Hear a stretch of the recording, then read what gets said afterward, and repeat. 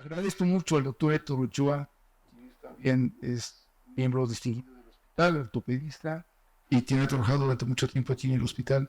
En su acompaña también como parte de los entrevistadores. Somos noveles, tenemos la mejor intención y esperemos ser suficientemente dinámicos para que la entrevista sea muy interesante. ¿Quién es Héctor? Buenas tardes. De antemano, gracias por venir. Esta es su casa, pero vengan a visitarnos. Siempre frente. Aquí los esperamos siempre, que no sea la primera vez. Es un tema poco conocido en México, ¿sí? Y fuera de la Ciudad de México, no sé si tengan algunas otras ciudades donde exista el arte del gaitero, del músico, o solo aquí en la Ciudad de México. Existe en todo el país. ¿Tú crees entonces que la gaita ya está suficientemente extendida en nuestro país? Porque mi pregunta sería, ¿por qué se metieron ustedes al ambiente de la gaita? ¿Y qué fue lo que les picó, verdad? ¿Por qué no fue el bolero que es tan reconocido? ¿Por qué no fue el mariachi? Que es la cosa un poco más típico, la música de la marimba, ¿verdad? Que es también algo muy sui generis de nuestro país. A título personal, vamos, caso por la herencia cultural de mis abuelos. Mis abuelos, todo ello de origen gallego. Entonces, por ese lado viene de mi parte y el gusto por estas tradiciones. Pero, ahondando un poco más en el tema, sí hay gaiteros en México, pero algo que debe estar claro, al menos la gaita ibérica en lo que es en el país, es que son grupos cerrados, grupos de migrantes, grupos que se relacionan con la gente que viene de Asturias, que viene de Galicia, y sí buscan ir a tocar la gaita, pero son grupos cerrados y se quedan entre los grupos de cada uno. Entonces, entre esos grupos centros que cada ciudad pueda tener, es tan cerrado que se aprenden a tocar gaita entre ellos, tocan en sus fiestas para ellos, solo para ellos, pero tampoco es más allá de hacer un evento, creo que se me da en Bellas Artes, que es del Centro Asturiano, pero son eventos para ellos y solo para ellos, y es algo muy típico, bueno, voy a decir clásico, recurrente de los emigrantes españoles, las generaciones que son grupos cerrados y su cultura solo es para ellos, y realmente sí hay gaiteros, pero tampoco es que ellos les interese, es la palabra, no les interesa dar a conocer su cultura a los demás, la cultura es para ellos y solo para ellos. O sea, netamente, empecé a estudiar música, empecé a escuchar música de diferentes partes del mundo, y algo que me encantó fue la gaita. Me gustó mucho el sonido, me gustó mucho el repertorio, y me sorprendió, es un mundo muy amplio, en realidad. O sea, nosotros nos especializamos en gaitas ibéricas, pero es un mundo enorme. Pero esto es maravilloso. Increíble, esa fue la razón, la mía. Pero somos neófitos y que a veces oímos que las gaitas son un poco estridentes o son sonidos extremos. A veces no distinguimos cuando hay un mejor sonido, un peor sonido. ¿Cómo hacemos para que nos puedan hacer este gusto cuando estamos acostumbrados los mexicanos a otro tipo de exposición de gustos? Un ejemplo muy típico es la comida, los cacahuates que se hacen en México son ácidos. Los cacahuates que se venden en Estados Unidos y Canadá son dulces. Y la razón es que el paladar de nosotros les gusta esto, picoso, y así. Igual pasa con la música. Hay una música que, como a algunos mexicanos, les llega a sabor de los mexicanos. Es algo difícil, porque realmente decían los abuelos, dirán maestro, pues no importa, al fin ni se escucha. Los abuelos decían no afines, porque al final la gaita no se va a escuchar. Y a veces no sabemos, en ese sentido, no sabemos si nos están aplaudiendo porque lo hicimos bien o nos están aplaudiendo porque, bueno, ya nos van a dejar de molestar con el sonido. Entonces, la labor del gaitero es algo ingrato. Estamos platicando en que en un país como México es estridente. Pero cuando te vas adentrando, podemos hacer una clasificación de estridencia que me deja más rápido sordo. Eso también depende mucho de algunas cosas musicales que no vamos a ahondar. Los escoceses y los irlandeses es la más estridente en oído. Las gaitas españolas llegan a ser más dulces y como van a ver al rato, se van a dar cuenta que los gallegos son mucho más amables en cuanto a tono. Cuando uno se acostumbra y luego la compara lo que es la gaita gallega con la gaita asturiana, se ve que los asturianos, al ser más rústicos, todavía conservan este carácter agresivo. Pero es cosa de gustos y poco a poco ir abriendo un poco el oído. Y como una vez me dijo una maestra, lastimosamente los españoles y los hispanos tenemos un oído de artillero y a veces no logramos distinguir bien el sonido hasta que nos metemos en el tema y descubrimos que las gaitas tienen diferentes recursos, las españolas sobre todo, tienen diferentes recursos, tienen diferente sonoridad y las hace muy ricas por eso, porque no una gaita gallega moderna no va a sonar que una gaita asturiana con el repertorio. Y cuando las comparamos las gaitas españolas respecto a otras gaitas, son muy alegres, pero también pueden dar esa conversión en algún momento, ponerse solemnes y hasta fúnebres. Es algo que sí debo resaltar de las gaitas españolas, que es una riqueza en cuanto que las va conociendo uno, deja de ser la estridencia y empieza a ver la afinación, la alegría, la tristeza y dan muchas posibilidades. Entonces, ¿yo qué puedo decir? Si me metí en esto tal vez por error, o que mi abuelo ha sido asturiano, de pronto caminando en Santiago se apareció el diablo, como le dije a una persona, dijo, oye, no, que tío, se compró una gaita y empezó mi camino en las gaitas. Entonces, al paso que voy, puedo decir con toda certeza que las gaitas son excelentes, sí, pero cada una tiene su carácter y se disfruta por ese mismo carácter, que son tan similares, pero a veces tan disímiles en cuanto a sonido, y que las gaitas españolas, a mi parecer, son muy amables al oído. Profesor Miguel Ángel, si quisiéramos hacer una clasificación de la música o un estilo de música, ¿a qué estilo se le parece más? Parecerse ¿Al bueno, sí o al internacional? a la banda en general, exactamente al que es la música, lo que aquí se llama regional. Ok. Estaríamos hablando de un equivalente. Claro que sí, en cuestiones diferentes. A pesar de que en algún momento uno de la segunda España, el instrumento, con toda la conquista, con todo la o en su momento, a nivel de conquista cultural, etcétera, la gaita no llegó, por eso, la gaita no echó raíces en el país. No es algo del gusto nacional. Hay muchos gaiteros ya por todo el país, de todos los rubros. Muchísimo en comparación a hace 10 años. Muchísimo en comparación a hace 20 años. Hoy es algo de lo más común y corriente, por decirlo de alguna manera. Pero a pesar de ello, se conserva todavía en círculos relativamente cerrados. No, vamos, aún no echa raíces a nivel popular. No se oye radio, no se oye televisión, no se oye, vamos a decir, pero cuando uno anda en esos menesteres, perfectamente se da uno cuenta de cómo nos tocó empezar a nosotros a estudiar en su momento y cómo les toca estudiar a los que hoy en día inician. Y el ser regional tiene una variedad muy grande.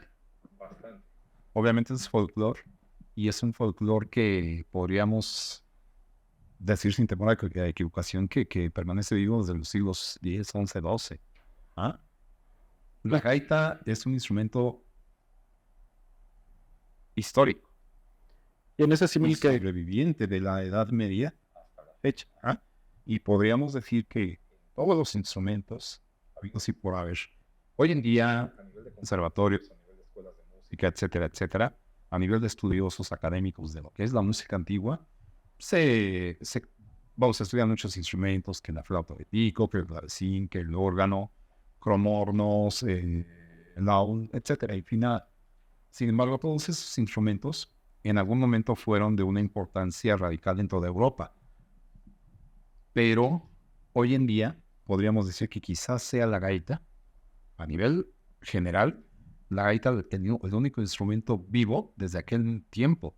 Hoy en día la gaita se toca como se tocaba en aquel tiempo por tradición viva, no por una simple intención de crear. Hoy en día la gaita es muy fuerte en cuestión de existencia, no hay manera todavía de pensar que la gaita podría desaparecer. Ajá. Está en el movimiento a nivel de peligro de extinción en los años 80. En Asturias no se contaban más que 2, 3 gaiteros en toda Asturias. Por consecuencia, no había quien hiciera, quien fabricara los instrumentos. No había manera de encontrar esto fácilmente en los años 80. Pero a partir de los años 90 se dio un resurgimiento que no se tuvo más.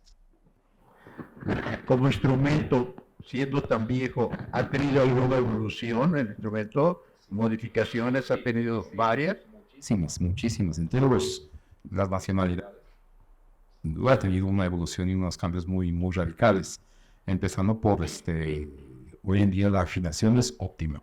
Hoy en día se fabrica con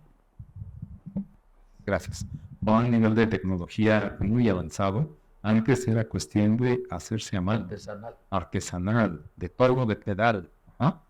Y no había una estandarización a la hora de fabricarlas. A veces cada gaitero hacía su propio instrumento. A veces cada gaitero hacía sus propios ajustes, sus propios arreglos al instrumento.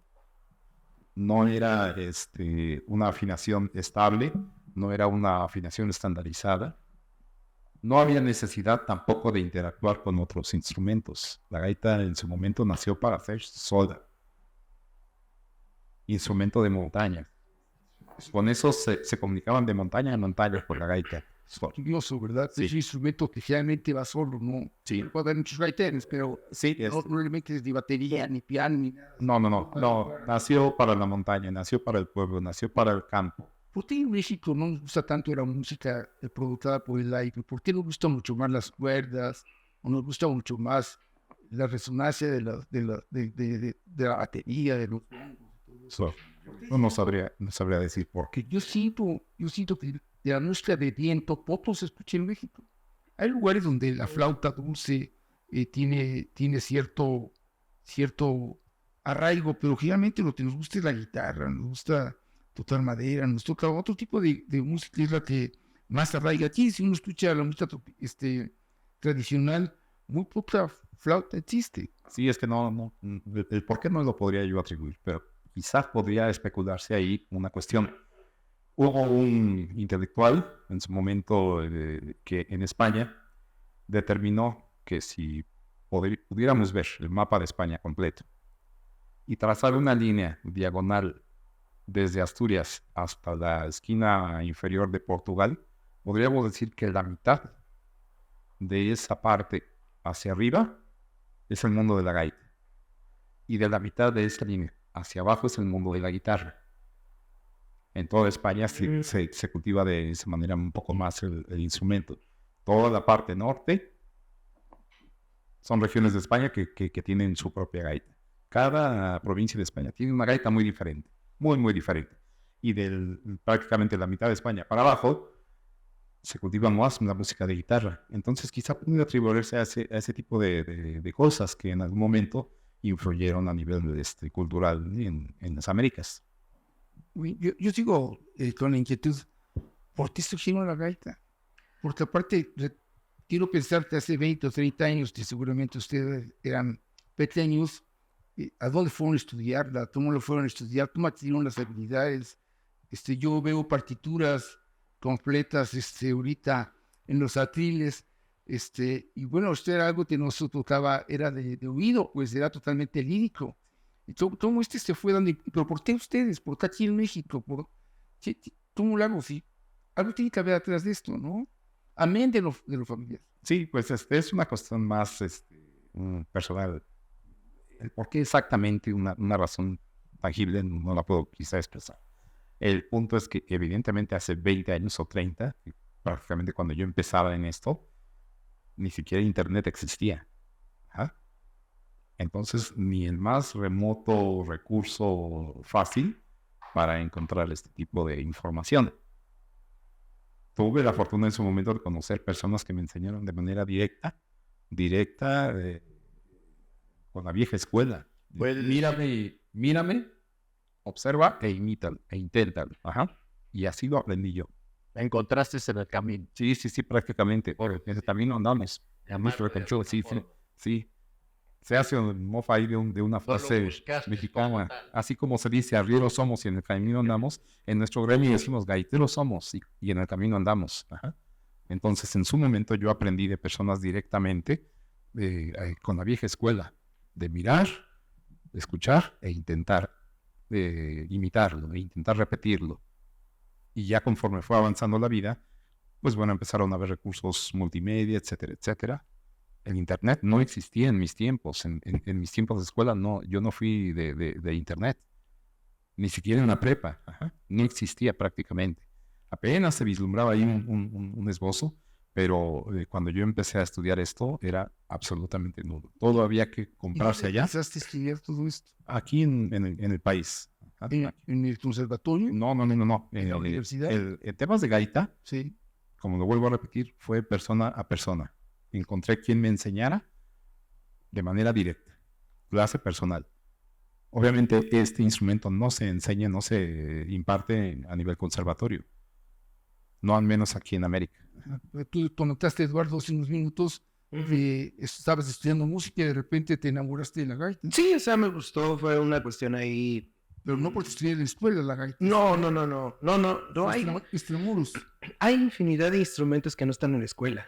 O sea, pensamos que porque es conservatorio, Escuela Nacional de Música o lo que sea, vas a encontrar cualquier instrumento y no es cierto. O sea, realmente sí tenemos un déficit academicista, por así decirlo, de muchos instrumentos.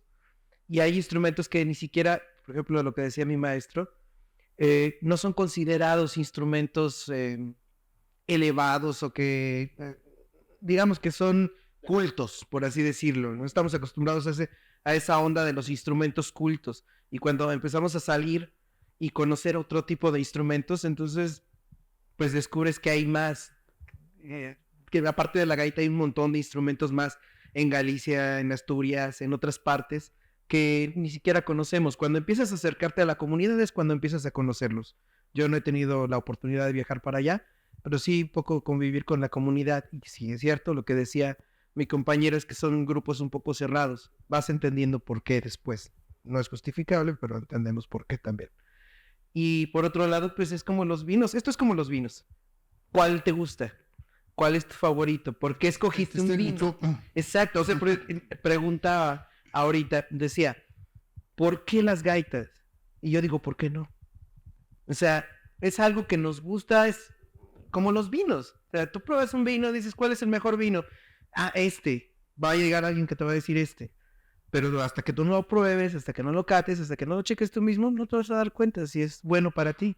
Entonces es más o menos lo mismo. Y yo los invito a que escuchen ahorita y ustedes mismos determinen si les gustó o no. Espero que sí les guste. Pero sí es algo diferente.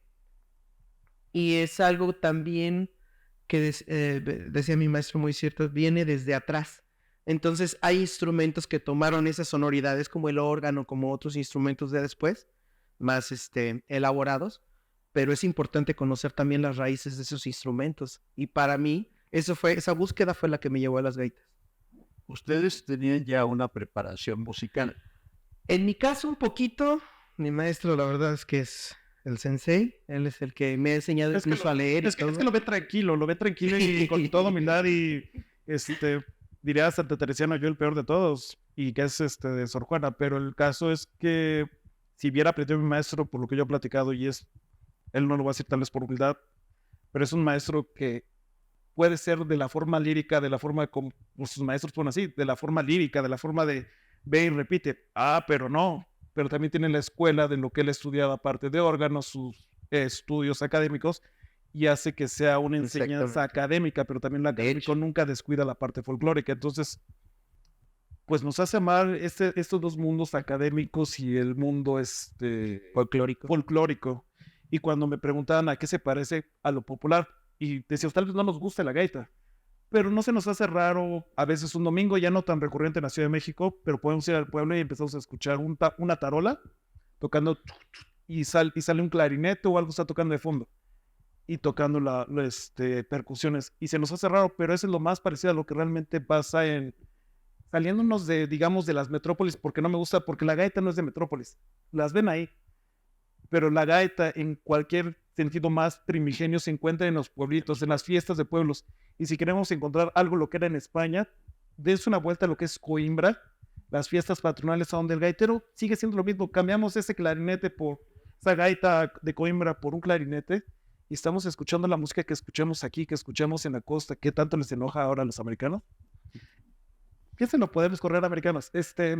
Pero es una forma acerca de la cultura que nosotros decíamos, no nos gustan los sonidos fuertes. Pero tampoco nos molesta, al menos que sí, no lo van a asegurar de las demás personas, pero es algo común en nuestro diario. Yo desde niño me acuerdo que los domingos iba tocando un señor con una tarola, iba tocando la tarola, iba el clarinete, y ya cuando yo aprendí la gaita y todo el folclore, pues no sé de qué nos quejamos del estruendo de la gaita, sí, eso es muy parecido. 5 de la mañana y abajo de un hotel de descanso de adultos está un poco difícil. Claro, bueno, tal vez en el momento. Eso fue Los contextos ya varían. el contexto. Pero haciendo cuentas matemáticas a nivel real, puede ser hasta más ruidoso un mariachi que una banda de gaitas, ¿eh? Definitivamente. La imagen le ayudan. La imagen sí ayuda mucho. El aguardiente también. Con el alma ebria de queimada, todo se olvida. Las bandas de gaitas son un grupo, digamos, relativamente nuevo. Ya cuando se empezó a partir de los años 20, los hermanos Cachafeiro, gaiteros de Soutelo, son los que iniciaron la tradición de tocar más de una gaita a la vez. Ajá. Anterior a los años 1920, solamente se usaba la gaita sola. Puede haber sido acompañada de un instrumento de percusión, puede haber sido acompañada de otro instrumento melódico, pero no por otra gaita. Entonces, a partir de los años 1920, los gaiteros de Soutelo, en La Coruña, comenzaron a usar más de una gaita a la vez. Pero ya a nivel historia, a nivel contexto del tiempo, la gaita ya era un poquito más perfeccionista a nivel de su construcción, de su elaboración. Entonces ya se podía pensar en afinar una gaita con respecto de otra, igualarla, hacerla estética. Ajá. Pero antiguamente se manejaban hechuras a mano, hechuras muy poco interesadas en la física de la acústica. Ajá. Entonces no se manejaba la afinación pensando en interactuar con otros instrumentos. El punto... ¿Ha ayudado la tecnología para Sí, afinar? demasiado. Para afinar y para fabricarlas. Para fabricar. Sí, porque hoy en día ya se hacen en base a planos por computadora, etcétera. En fin, ya son perfeccionistas y con unas afinaciones totalmente compatibles con los instrumentos Entonces, normales. ¿el sonido sí tiene que ver con el tamaño del estómago de la cabra? No. ¿No? El estómago Eso nada saben más, ustedes, el supongo. fuelle nada más es una reserva de aire. El tamaño muchas veces nada más puede hacer que sea más descansado para uno el que hace el soplar. Que nos dure más la reserva de aire que tenemos ahí Ok. interno. Pero no cambia en nada el sonido. Sí, la bolsa no cambia nada, es como dice maestro, es un descanso. Yo les digo que tocar flauta de pico, las flautas, es más cansado, te demanda más aire que una gaita. Una gaita, la bolsa lo que te va a servir es descansar de estar soplando todo el tiempo y que el sonido sea continuo.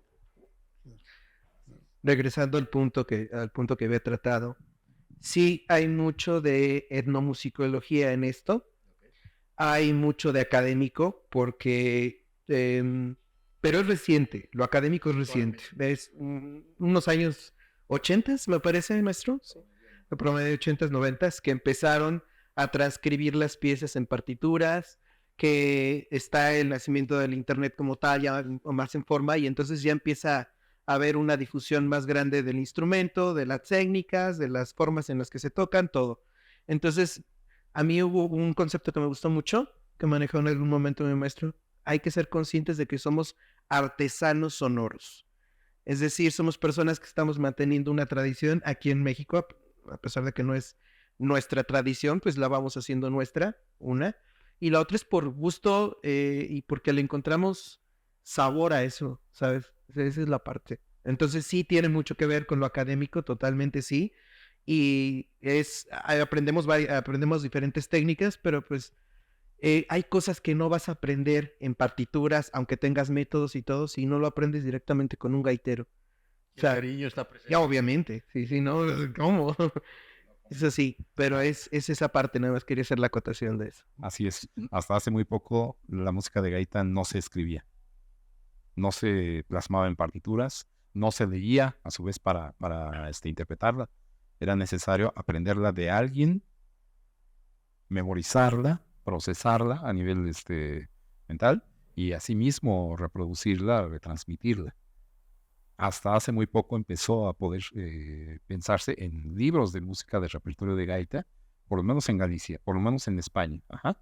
El resto del mundo es otra cosa, pero este rubro que es el que nosotros nos ocupa, todavía hoy mismo los nacionales de estos pueblos, Asturias, Galicia, Portugal, etcétera, en ocasiones hasta se niegan a aprender a leer o a escribir música, porque manifiestan, muy válida su argumento, que la música no se puede escribir y no se puede tampoco transmitir solo viendo notaciones. Es algo que uno debe traer. Es interesante. Entonces, Ahí en la partitura tenemos un esbozo de la melodía, una aproximación de lo básico, de la estructura, y uno con el conocimiento previo, el conocimiento contextual del folclore, de la música, del instrumento, etcétera, etcétera, le enriquece con lo de cada quien para hacer más singular esa interpretación. Como lo de las profesiones que dicen que algo lo debe traer uno. Exactamente, y nadie puede, bueno, se dice, y pues yo creo que eso aplica a todos los instrumentos musicales, se dice, pero en las gaitas más todavía, que ningún gaitero puede tocar igual que otro. Es Ninguno. celoso el aprendizaje. Muy celoso. Y también se dice, y también es cierto, ningún gaitero puede tocar igual 2 veces una misma cosa. Si yo toco una melodía ahorita y la toco mañana, no va a ser, no la voy a poder tocar igual, ni aunque sea yo mismo, ni aunque yo me lo proponga. Ajá. ¿Influyen las emociones? Por supuesto, por supuesto. En toda la música definitivamente influye mucho lo que uno transmite. Ajá. Incluso, bueno, a nivel personal hay veces que el estado de ánimo invita, provoca tocar determinado repertorio. Y otro, en algunos momentos, pues nomás no. Hoy no. Por ahí. Hoy no, o sea, sí. La gaita es algo con lo que nacemos, vivimos y morimos. Con la gaita festejamos los nacimientos, con la gaita festejamos la vida, con la gaita despedimos a nuestros muertos. Se dice también que la gaita es uno de los instrumentos que solo los muertos también pueden escuchar. Ajá, porque es un sonido que trasciende más allá de esta dimensión. Ya lo podremos confirmar. Por ahorita es lo que se dice. Por ahora. Así sea. Algo de una pregunta obligada es, bueno, si ya sabemos un poco el antecedente y por qué están ustedes en esto, han sido cautos en decirme por qué, pero entiendo la emoción que esto les causa y lo que a ustedes les inspira, pero ¿qué futuro tiene este tipo de música con todas estas dificultades que ahora nos comentan? Que no sea repetible, que sea individualizada, que sea personal, que no hay una escuela muy formal, que las partituras no son como el piano, no sabe que toca Beethoven y es Beethoven, en cambio pues en esto es muy variable, depende de los pulmones. Depende de los pulmones y depende la habilidad. Se dice que la gaita también, muchas veces el músico promedio, el músico de conservatorio, el músico académico, minimiza mucho la importancia de los instrumentos folclóricos. De hecho, hay cédulas antiguas a nivel de época colonial, etcétera, etcétera. Cédulas reales de los reyes prohibiendo los instrumentos folclóricos. Ajá. La gaita fue prohibida por el rey Carlos I, ajá, de España. se les declaraba instrumentos indecentes, instrumentos ridículos, instrumentos profanos muchas veces también. Ahora la gaita, por el otro lado, no olvidemos que está hecha de piel de cabra. En el mundo, pues llámese esotérico o religioso, o según se quiera ver, la cabra no es bien vista del todo. Ajá. Y aparte hay gaitas de 5 puntas. Entonces, nombre de Dios. Una cabra de 5 con 5 puntas, pues Dios nos libre. Pero eso no es privativo. No es privativo, pero fue muy fuerte el motivo para llegar al grado de prohibirles. Yo llegué a estudiar acá en el 68 y nosotros veníamos con la tambora. Traíamos nuestros discos y la tambora y la queríamos poner en todos lados. Aquí era la época del rock pesado. Nos decían indios, nos discriminaban. ¿Sí? Y ha evolucionado, ¿no? Ya se escucha en la Ciudad de México la tambora, ¿no? Sí. Ámbitos. Sí, ya hay una apertura mucho más amplia para los folclores. Y pues bueno, ya en cuestión de también la parte que llegó a satanizar el instrumento nuestro, la gaita, pues es hechura de piel de cabra. Por el otro lado hay gaitas de 5 puntas. Por la otra parte, las gaitas del siglo X, siglo XII, XIII promedio, solían llevar en la parte frontal una escultura con una cabeza con cuernos. No sé si recordáis, la gaita también se llama cornamusa en algunos otros países. La cornemuse en Francia, pues bueno, es una gaita finalmente. Diferente a esta, sí, pero el principio es el mismo. Un fuelle, unos caramillos, unas lengüetas y unos bordones. Entonces, estas cabezas solían justamente ser esculturas de madera con la forma de una cabra. Entonces era realmente sugerente la imagen. Y la palabra cornemuse significaba eso, musa de cuernos. Ese es el instrumento el nombre del instrumento nuestro. Musa, hablando de una deidad de los bosques, desde el punto de vista esotérico, y aparte se acostumbraba que en donde va insertado el puntero, que es la parte que nosotros tenemos en las manos, ahí se fabricaba una cabeza, ya sea de reyes en su momento, del siglo XII, etcétera, o cabezas de animales, entre ellos la cabra, y generalmente con cuernos, obviamente. Entonces llevaba seguramente una doble intención. Sí, sin duda. O para intimidar, o era para... Sí. Que no pase si no hay una intención. Sí, aparte, si nosotros escuchamos el instrumento, pues bueno, tiene un sonido musicalmente hablando estético, ¿ok?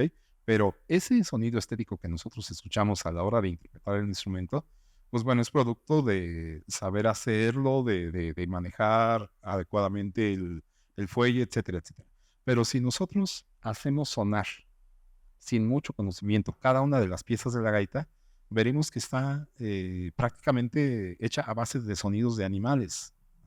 El bordón, que es la pieza que nosotros llevamos hacia arriba, que son los sonidos fijos, los sonidos son permanentes, los que nunca cambian. Esos, al momento de tocar las cañas directamente con la boca, prácticamente son como sonidos de un mugido de vaca, de becerro, algo parecido. Pero ya a la hora de ejecutarlos a nivel artístico, estético, etcétera, musicalmente hablando, ya pues se produce otra sonoridad. Pero al soplarle directamente a una caña de las que nosotros usamos, directamente con la boca, sin el fuelle, son sonidos como de graznidos de un ganso, como trinares de pájaros.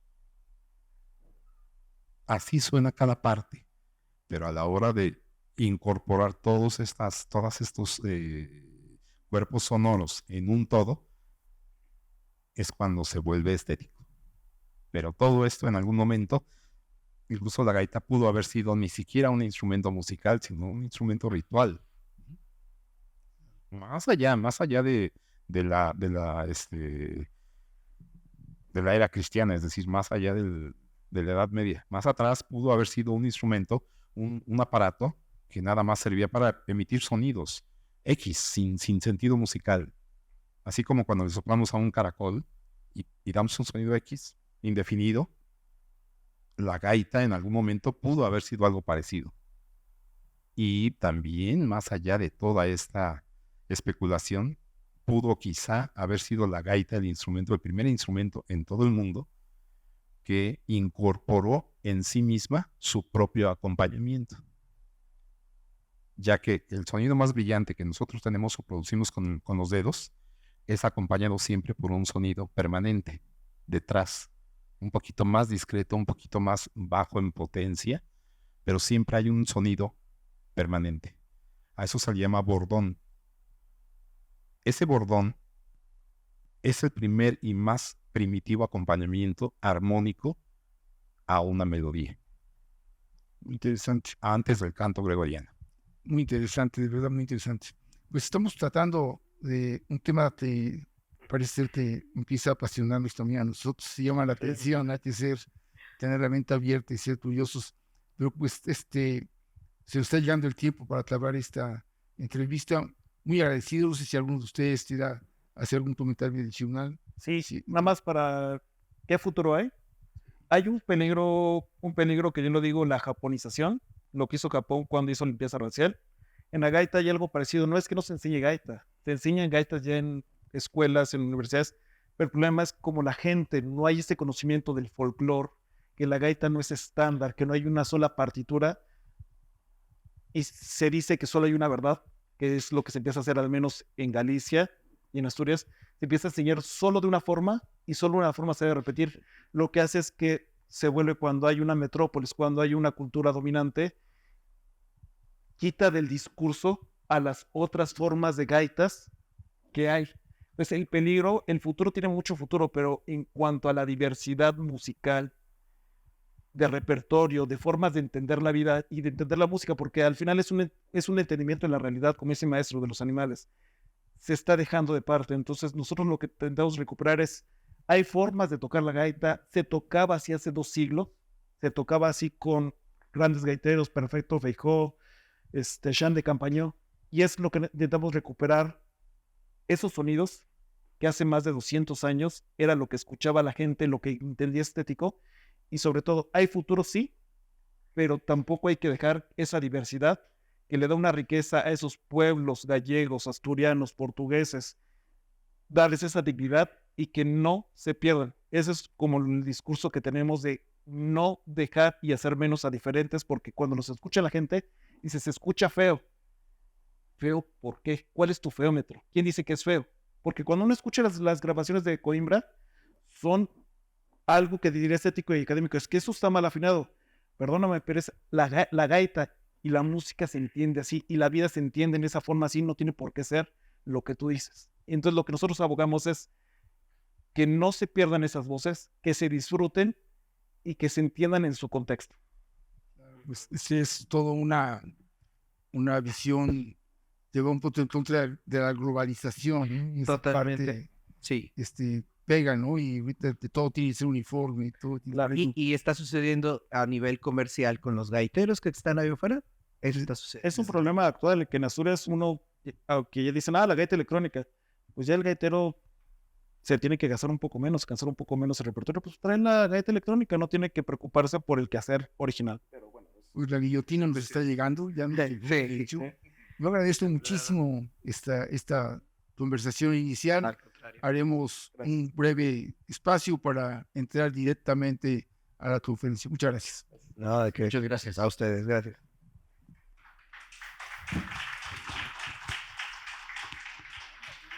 ¿sí?